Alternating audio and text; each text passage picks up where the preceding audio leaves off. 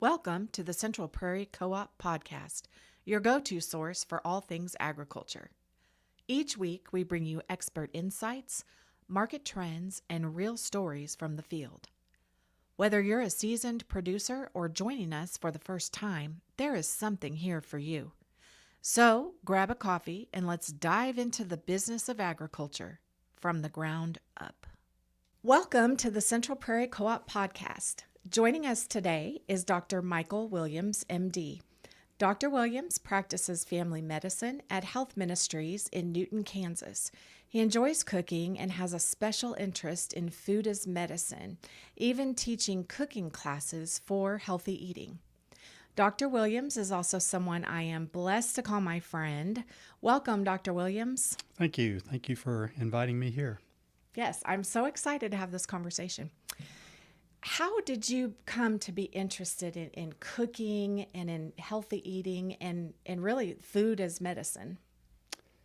Well, that's an interesting question. I think it's really a multifaceted answer, I would say. I remember as a child sitting in my mom's kitchen watching her cook, and food has always been important to me. I love food. Food tastes good. I love it too. Yeah, so food is very important to me and always has been. But I enjoyed watching my mom cook, having her teach me how to cook, and the relationships there. And then I think food is also relational. So there's nothing better than an evening family meal where you can sit with your kids, sit with your parents, and just talk about the day and share a meal together. And I also think of one of my favorite things about church is the potluck, right? Right. So sharing a meal with your church brothers and sisters, and enjoying a time of fellowship and food together. So food has always been important to me, and I enjoy cooking. I cook a lot of my own meals for my wife and I, and so the preparation, the cooking part of food has always also been important and something that I've enjoyed for many years. The food as medicine part, the healthy eating part, I've always thought that healthy eating is important. And so being in family medicine, it's an opportunity to help people in a lot of different areas of their health. I treat a lot of chronic disease in family medicine, so diabetes, hypertension, chronic health problems that relate to, in one way or another, how a person eats.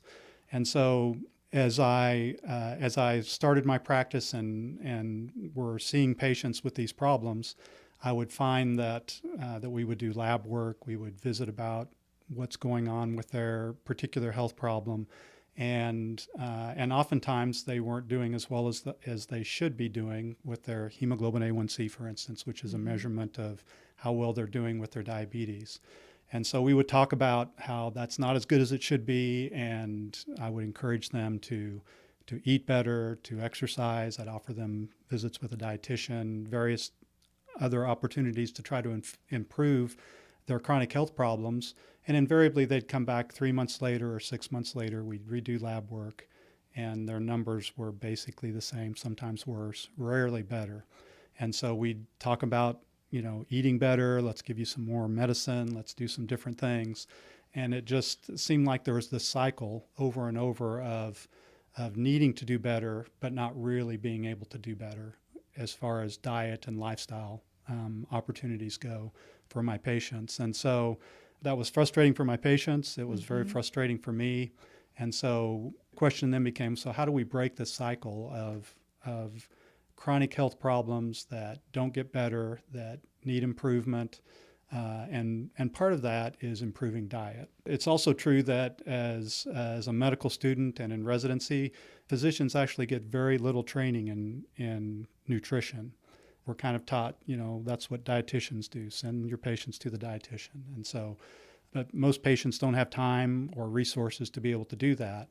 And so my advice was to eat better, but I really couldn't get into the details of that with my patients. And so that frustration caused me to start looking around for opportunities to do a better job with that. And And through a process of research and finding different types of programs that are out there, I found a program that required about 100 plus hours of study that I went through, and I became a certified culinary medicine specialist through Tulane University. And a lot of what they taught in that program was, what do you say to patients when you say you need to eat better? What does that mean? How do you make that happen? Part of that program, I started incorporating that more into my own practice. Thankfully, being part of Health Ministries Clinic, we're a federally qualified health clinic. We serve low-income families, but we also have an emphasis on care just beyond medications and treatments like that. We are interested in treating the whole person, and so they were very supportive. They helped me with my training, and we started actually offering some cooking classes that we'll talk some more about, that were based on some of the principles that I learned in the culinary medicine specialty training that I did. And that's mostly training and advice that revolves around learning the Mediterranean diet. And that's what all the cooking classes that we do and other activities that we do are based on. They're based on Mediterranean diet principles. And again, we can talk a little bit more about that as we go. But that's how I became interested in food as medicine, beyond just enjoying cooking, enjoying being in the kitchen, enjoying eating food. Yeah. Long yeah. answer, but. Yeah, no, I appreciate that. You and I were visiting a few weeks ago, and my interest was piqued because you were talking about a conference you'd recently attended, a food as medicine conference. Can you tell us a little bit about that? Sure. Yeah, so our Food as Medicine program at Health Ministries is part of a greater Food as Medicine program that is sponsored by Sunflower Foundation, which is a foundation that's based in Topeka, and they are involved in lots of different health-related activities. But they offered a grant to 6 different clinics throughout the state based on food as medicine principles. And so they basically said, we're going to give you some money to develop a food as medicine program. And they did that with 6 clinics, and each clinic is doing kind of a different type of activity with that. What we're doing is teaching cooking classes and having some didactic sessions with patients who have diabetes primarily. This has been going on for about 3 years, and Sunflower sponsors a yearly meeting that I attended where we all get together, all the six different clinics get together.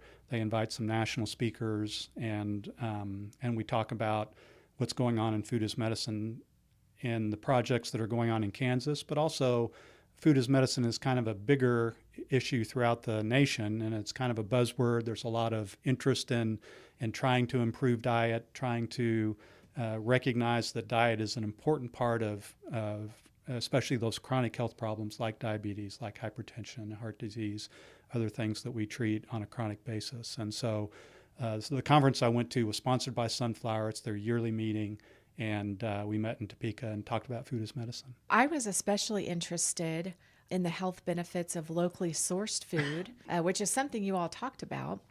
And I was really interested in that because we carry locally sourced foods at the rural market.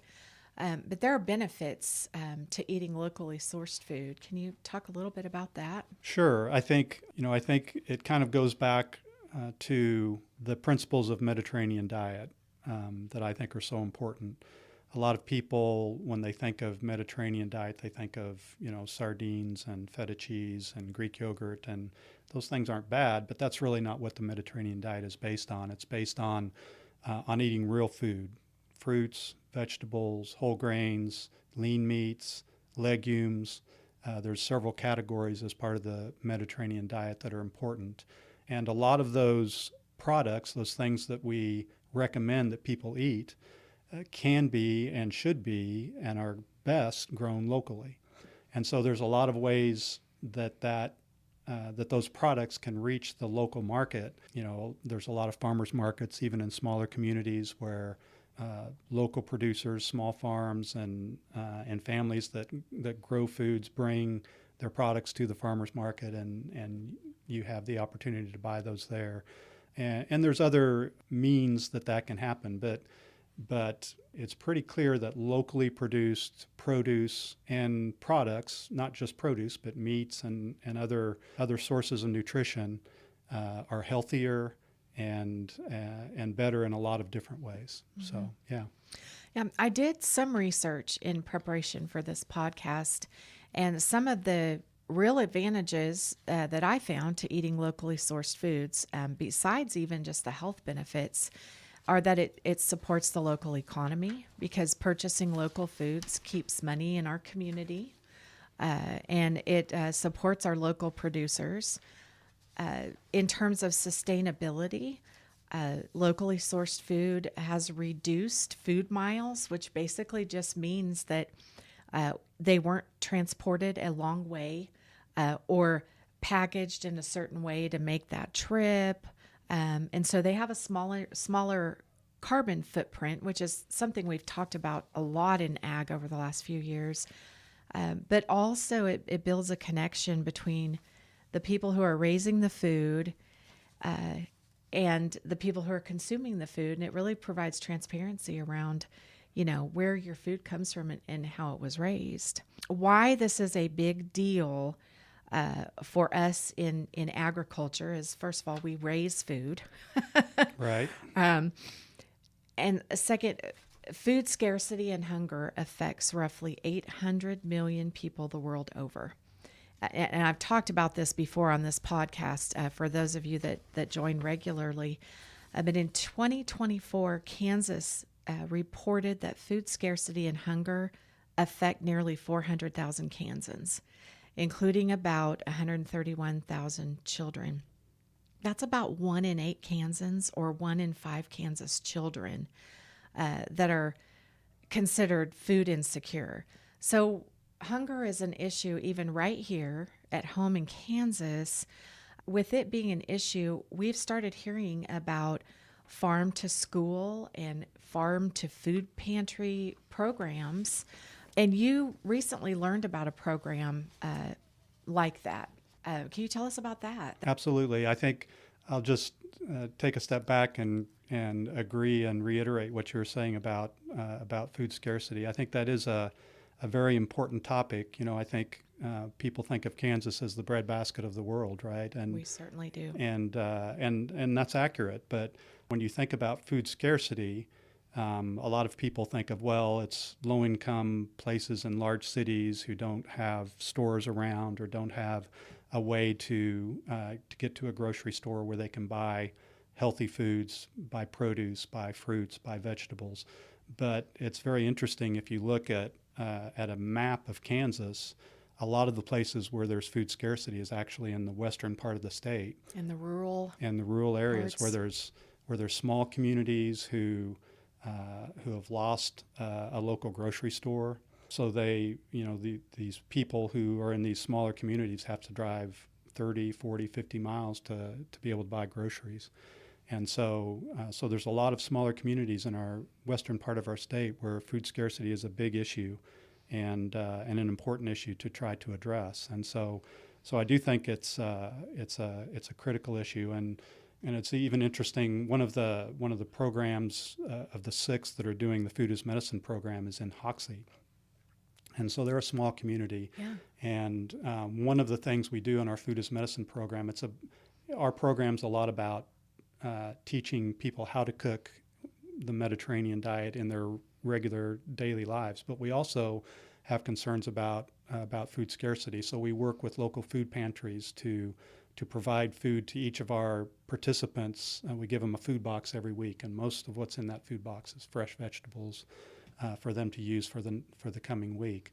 But people in Hoxie were having trouble with that because the food pantry that they were using was in Wichita, and for them to get fresh produce from the Wichita food pantry was difficult. It's just that's like a 2-hour drive. Very difficult. So what they were getting were cans of vegetables, cans of meat, cans of other things, and it's just it's not necessarily bad, but it's not as healthy as the fresh produce and that sort of thing. And so I do think food scarcity, both in larger urban areas, but as well as in rural communities, is a very important topic. And one of the ways to address that is a program that you were referencing that we had visited about a little bit before. And one of the speakers at our Food as Medicine meeting that we went to was the director of the Kansas City Food Hub, and that's the program that we were talking about.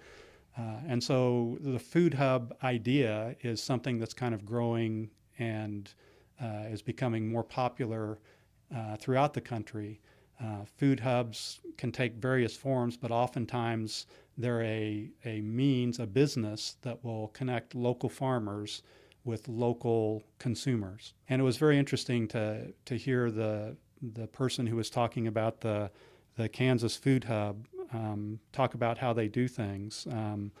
They are a farmer-owned co-op, actually, that has somewhere around 20 mid-sized to small-sized farms, some of which grow organic products, some that don't do that. They supply produce, they supply fruits, they supply vegetables, they supply meats, and they have contracts with a number of local restaurants in the Kansas City area. They have contracts with a number of the school districts in the Kansas City area, and also with some of the food pantries in the local area. And from what he said, the way that it works is if you have an interest in being part of the Kansas City Food Hub, you go on their website, you get an account, and you can order food from the local producers. The local producers each week publish what they have available, and then as a consumer, you can go on and say, I want 5 boxes of potatoes and 4 boxes of blueberries, or whatever it may be. Mm-hmm. But it's all locally sourced food, and it's a way to connect those local producers with the local markets. Mm-hmm. And that's the purpose of the Food Hub, is to be able to connect those two groups of people that would have difficulty connecting in any other way. And so I thought that was an amazing thing to hear about. And since then, I've heard about some other things that are going on with food hubs across Kansas. There's actually a Central Food Corridor food hub that's in the development process that kind of takes the counties between Wichita and Salina, and they're trying to organize a similar type food hub for that area of the state. Similar to what they're doing in Kansas City, to the Kansas City Food Hub. And so I just think that's great to be able to connect those local producers, some of which would be having difficulty marketing their products, yes, to local people who want the products but don't know how to get them. Right. Yeah, that is absolutely amazing. I love that. You know, we talk a lot in ag about how to market our grain and where to send it. But rarely do we talk about all the needs that are right here around us. Absolutely. So I just love the vision of those farm to wherever hubs. You know, those where we can get food from the farm right out to the end users. Absolutely. Love that. Dr. Williams, what advice do you have for our listeners about eating as it relates to overall health and well-being? Well, that can be a really complicated answer, but it can also be very basic. The thing that I tell my patients when I'm seeing them in the office and we're talking about their diet, and I don't have 30 minutes or an hour to talk about all the different intricacies of the healthiest way to eat. The simplest thing that I try to tell people is to eat real food. And so that means real fruit, real vegetables. Again, those Mediterranean diet principles, the two most important categories of that. There's 9 categories of Mediterranean diet foods that are important to eat. And the two most important, from my perspective, are fruits and vegetables. Mm-hmm. And so eating real food, eating a colorful plate with lots of reds and blues and yellows. I think legumes are extremely important and extremely healthy and also very inexpensive. And so, legumes are primarily beans, but there's lots of other categories of legumes that are out there. They're very healthy sources of protein and micronutrients that are really good for people. Eating whole grains, staying away from processed foods, basically, is what I try to encourage people to do. And so, simple things like when you're baking a cake, use half whole wheat flour and half processed flour, white flour. Do some substitution. It doesn't have to be completely 100% change to whole wheat or whole grains, but mix and match, and that is healthy. I think the other important thing that I try to talk to people about when they're eating is portion size. I think in our society, bigger seems to be better. Biggie size this and super size that. And, if you go out to a restaurant, you oftentimes get 3 times the amount of food that you really need to eat for a particular meal. And so I encourage people to be mindful of portion size as they prepare their own foods. And so a serving of meat should be the size of a deck of cards or the size of the palm of your hand. It shouldn't be a 16-ounce T-bone. Right. That doesn't mean that you can't ever have a 16-ounce T-bone. Just don't do it every night, right? So be mindful of portion size. And then the third thing I encourage people to do is to eat mindfully. And what that means is to sit down with your family and enjoy a meal together. Don't rush through it. Don't just eat and not be thoughtful and mindful of what you're putting in your mouth.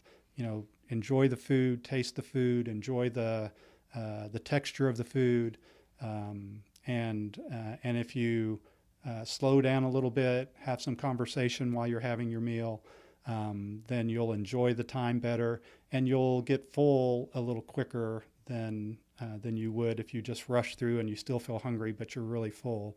Your body hasn't told your brain yet that it's full.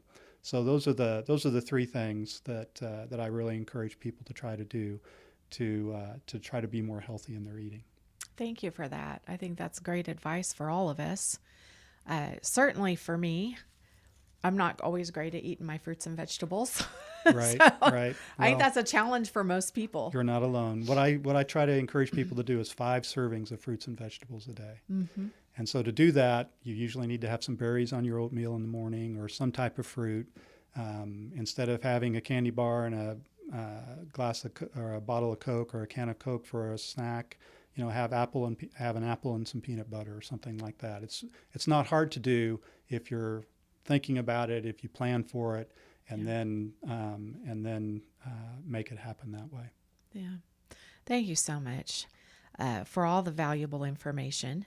And thank you so much for joining us today and providing your insight with us.